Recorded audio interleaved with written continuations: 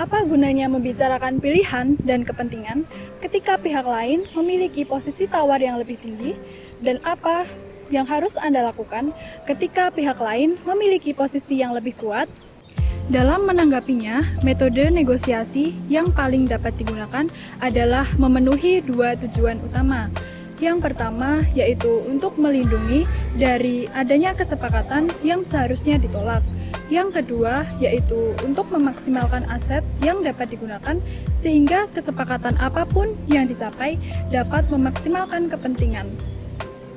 Untuk mencegah beberapa hal yang buruk dalam negosiasi, kita perlu menerapkan beberapa teknik. Yang pertama yaitu protecting yourself, yang kedua yaitu know your best alternative to a negotiated agreement. Untuk penjelasan yang pertama yaitu protecting yourself. Mungkin Anda akan khawatir gagal untuk mencapai kesepakatan bisnis penting. Dalam kondisi ini, hal buruk yang mungkin terjadi adalah Anda terlalu akomodatif terhadap pihak lain, sehingga kesepakatan yang timbul terlalu cepat atau terlalu terburu-buru. Negosiator biasanya melindungi diri mereka sendiri dengan menentukan hal terburuk apa yang akan terjadi. Yang kedua adalah alternatif terbaik untuk kesepakatan negosiasi.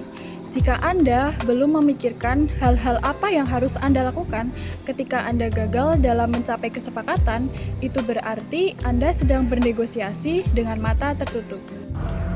Oke, selanjutnya adalah memanfaatkan aset sebaik mungkin untuk menghasilkan keputusan yang terbaik. Caranya gimana? Caranya itu dengan memanfaatkan BATNA. Yang pertama, semakin baik BATNA, semakin besar kekuatan yang dimiliki. Orang-orang ini kan biasanya menganggap kekuatan negosiasi ini muncul dari kekayaan, kekuatan politik, teman, kekuatan fisik, dan kekuatan militer. Tapi sebenarnya kekuatan negosiasi ini relatif dari dua pihak nih teman-teman. Terutama bergantung pada seberapa menarik bagi masing-masing pihak untuk tidak mencapai kesepakatan. Oke, misalnya ada turis, dia mau beli pot tapi maunya belinya dengan harga yang lebih murah daripada pembeli lainnya. Nah, tapi si penjual ini kan udah tahu nih, dia udah tahu harga pasarnya berapa, dia juga udah tahu gimana sulitnya dapat barang tersebut, sehingga dia dapat dikatakan dia memiliki kekuatan dalam negosiasi ini. Nah, si turis ini mungkin dia kaya dan kuat, tapi dalam negosiasi ini dia merupakan pihak yang lemah karena dia kan nggak tahu nih gimana cara sulitnya dapat barang tersebut, dia juga nggak tahu di pasar itu kayak gimana barangnya. Jadi dia merupakan pihak yang lemah di negosiasi ini. Oke, selanjutnya adalah mengembangkan BATNA. Nah, BATNA sendiri dikembangkan dengan 3 step, yaitu yang pertama ada inventing, yang kedua ada improving, dan yang terakhir ada selecting, teman-teman. Nah, buat inventing sendiri, misalnya nih teman-teman bekerja di perusahaan. Nah, perusahaan ini nggak memberikan tawaran pekerjaan yang memuaskan, sehingga teman-teman punya 3 alternatif lain, yaitu yang pertama mengambil pekerjaan di perusahaan lain, atau yang kedua teman-teman mau cari kerja di kota lain, atau yang ketiga teman-teman bakal mulai bisnis sendiri. Nah, ketiganya itu termasuk dengan inventing, teman-teman. Lalu kalau misalkan improving, teman-teman mengimprove ide terbaik teman-teman buat mana sih yang paling menjanjikan dan menjadikan itu sebagai alternatif yang nyata. Sementara kalau selecting, teman-teman memilih alternatif yang ada. Gitu.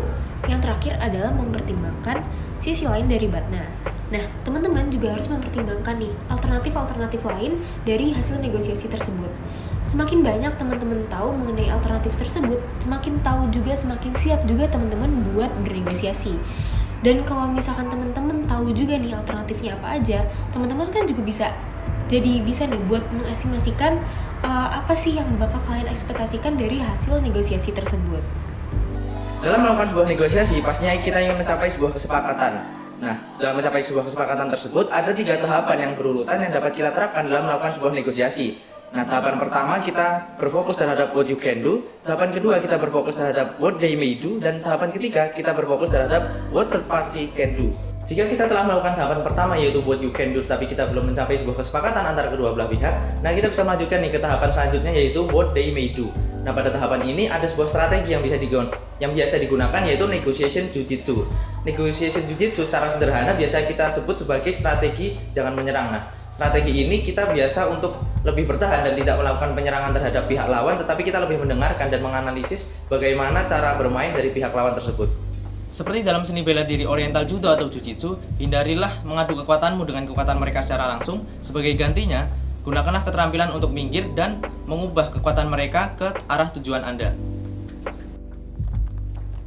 Dalam melakukan negosiasi Jujitsu, ada 4 teknik yang bisa kita terapkan. Nah, yang pertama, don't attack their position, look behind it. Ketika sedang bernegosiasi, jangan menyerang posisi mereka. Lebih baik untuk melihat dan carilah kepentingan di baliknya. Carilah prinsip-prinsip yang bisa mencerminkan dan memikirkan apa untuk memperbaikinya ataupun mengatasinya, daripada kita menyerang posisi mereka.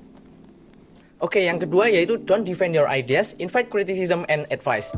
Banyak waktu di negosiasi dihabiskan untuk mengkritik. Nah, daripada kita melawan pihak lain maupun meminta mereka nih untuk menerima atau menolak sebuah ide, lebih baik kita tanyakan kepada mereka apa yang salah dengan itu secara kritis, serta memberikan advice kepada mereka, maupun sebaliknya dengan mereka memberikan advice kepada kita.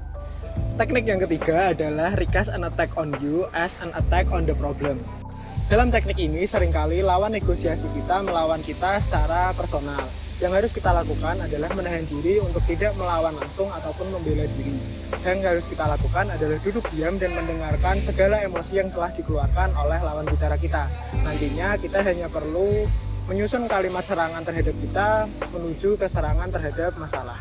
Teknik yang keempat atau yang terakhir adalah ask question and pause. Jadi dalam teknik Jujitsu ada 2 kunci penting, yaitu memberikan pertanyaan daripada pernyataan, dan yang kedua adalah memberikan jeda. Nah, kunci yang pertama adalah memberikan pertanyaan.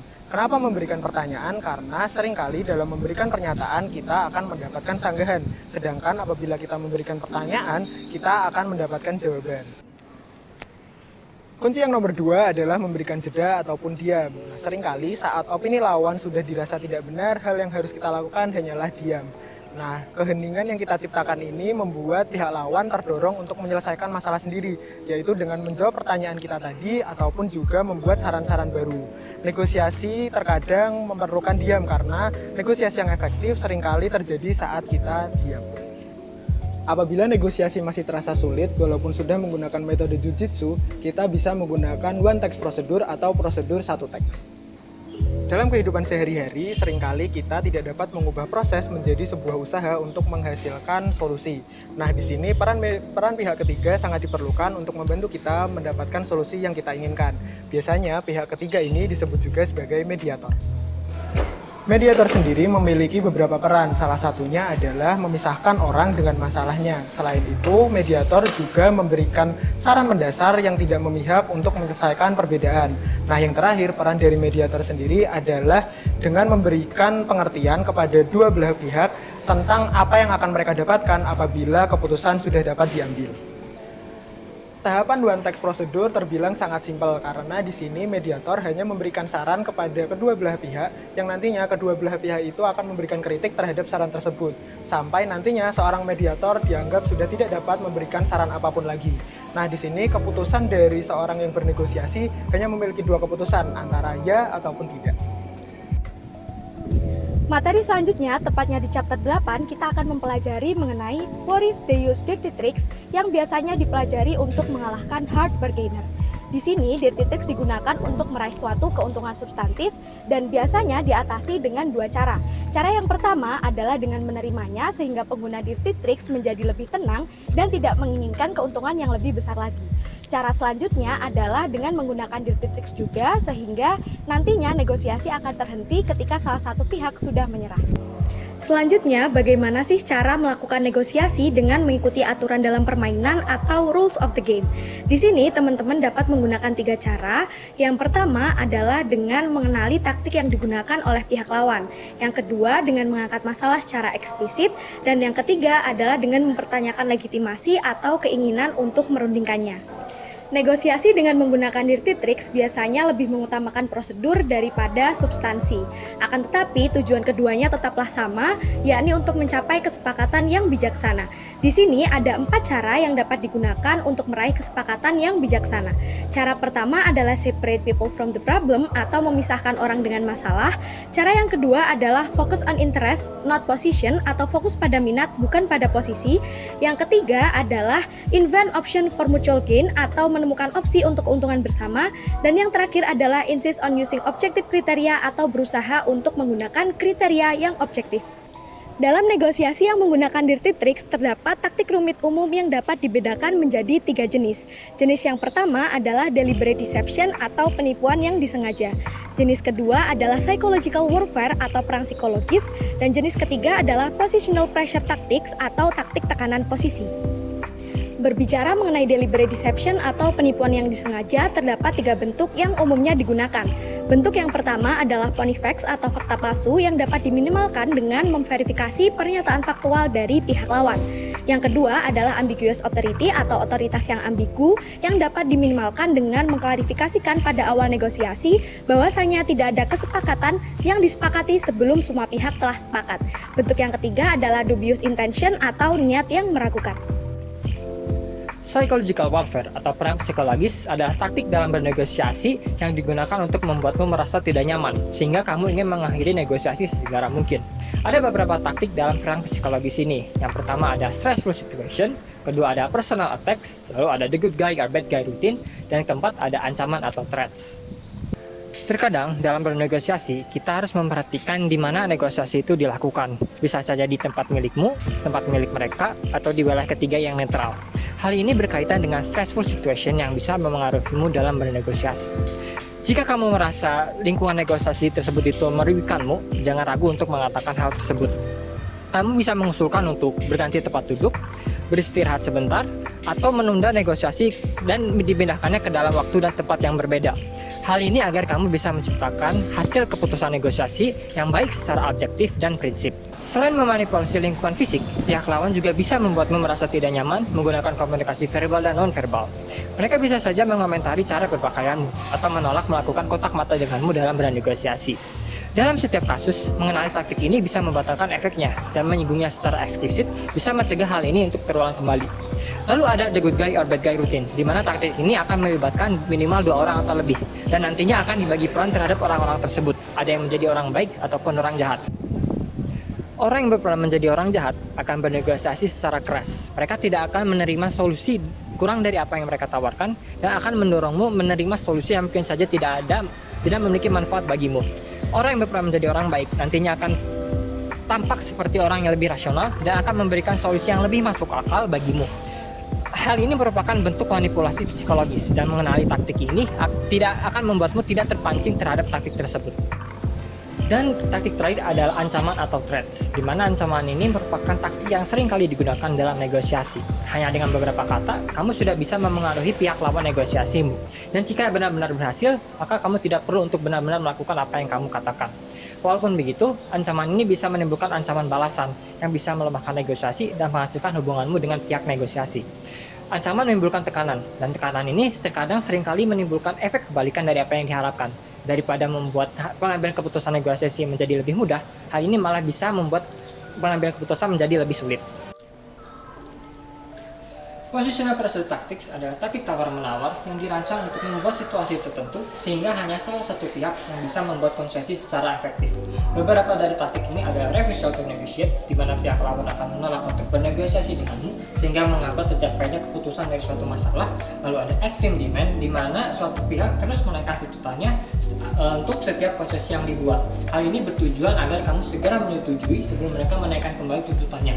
Lalu ada lock-in tactics, di mana mereka dengan secara sengaja membatasi ruang negosiasi mereka sehingga kamu segera meratifikasi tawaran yang mereka berikan. Lalu ada hard-hearted partner, di mana taktik ini menggunakan alasan bahwa secara personal mungkin mereka tidak keberatan, tetapi partner mereka tidak mungkin bisa menerima permintaanmu. Lalu ada juga calculated delay, di mana salah satu pihak secara aktif berusaha untuk menunda tercapainya keputusan hingga waktu yang mereka anggap menguntungkan. Lalu yang terakhir ada juga take it or leave it, di mana taktik ini berusaha untuk mencegah terjadinya negosiasi tambahan, membuat penawaran yang tidak bisa diturunkan, memberikan pesan bahwa jika kamu tidak menerima permintaan tersebut, maka tidak akan ada negosiasi lebih lanjut. Setelah mengetahui hal-hal berikut, diharapkan kamu bisa bernegosiasi secara optimal dan tidak jatuh ke perangkap-perangkap yang telah lawan sediakan untuk mendapatkan keputusan yang berat sebelah. Kesimpulannya, don't be a victim.